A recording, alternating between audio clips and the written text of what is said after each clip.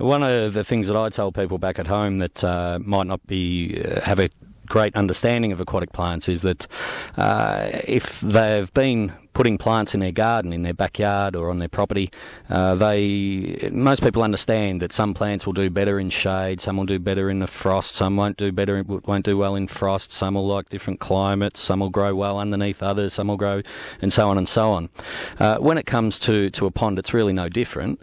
There is, however, one of the issues that we come up against quite often in Australia is, and this comes back to the construction and what you were saying about design. Generally speaking, aquatic plants will overrun a shallow pond. When you've got temperature, sunlight, nutrient source going in there, that's when you can come up with problems.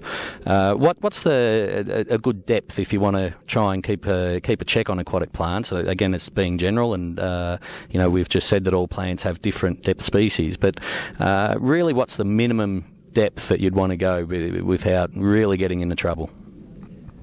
Scotty, the advice we give people here is to get the water to 3 feet deep or deeper as soon as you can. Because water that's at least 3 feet deep, there's a number of things you can do. You can use certain kinds of fertilizers to promote the growth of microscopic plants and animals called plankton, which give the water kind of a green tint, shades the sun off.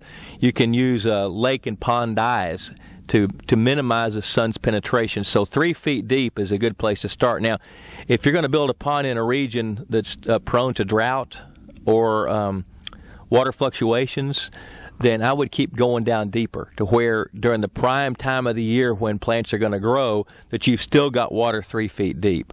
So if a pond is likely to drop 2 feet through the course of a summer, then I would get down to 5 feet deep as quickly as possible. And that's the way I would look at it. 3 feet deep is the rule of thumb. Good advice, and I think we all know how much drought we've had in the last few years, so keep that depth in mind.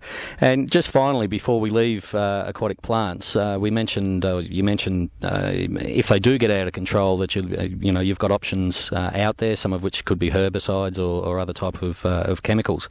How important is it that you first of all identify those plants so that you know what product you're going to be using and what's going into your water to make sure that you're not doing more harm than good? Scotty, it's probably the most important thing to know is the species of plants you're dealing with. I'll tell you a quick story. Ray Scott over here in the United States is the founder of BASS, and many people credit him as being the father of bass fishing.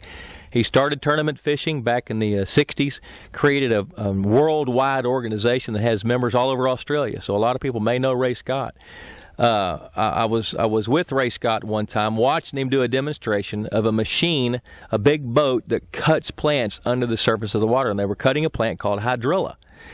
And this big boat, a big pontoon boat, had these big cutters that you could lower down to 6 or 7 feet deep, and then it funneled the plants in a big wheel that pulled them up and crushed them and chopped them up and threw them off the back of the boat, just to crushed up plants. But the thing that nobody knew at the time when they were doing this demonstration is that the plant hydrilla, when you cut it, it reproduces by fragmentation. So by cutting that plant with this boat and dumping the chunks off the back, it spread hydrilla to the rest of the lake.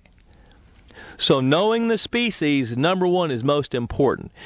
There's 3 fundamental ways to deal with runaway aquatic plants. There are biological methods, there are physical methods, and there are chemical methods.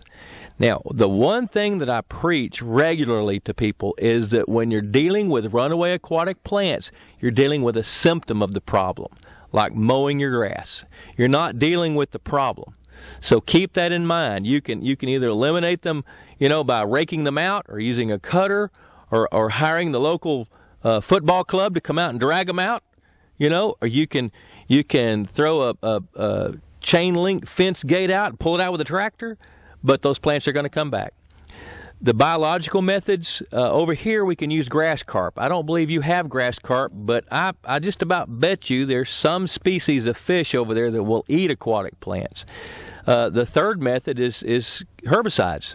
And while I'm not a big proponent of chemicals, I see them as a tool in our toolbox, where if we can go in and eliminate some plants that we don't want so we can replace them later with plants that we do want, I think herbicides could be a good choice. All the herbicides that are labeled in the United States are selective. Some will knock out algae.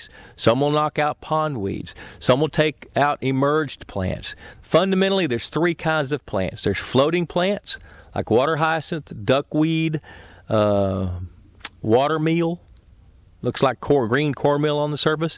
There are emerged plants, such as lily pads, cattails, lotus pads, things like that. And then there's submerged plants or submersed plants. Those are plants that live under the water.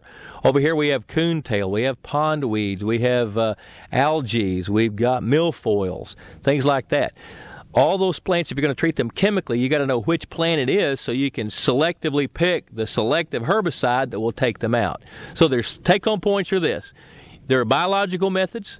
There are physical methods where you literally pull the plants out of the water, and then there's chemical methods.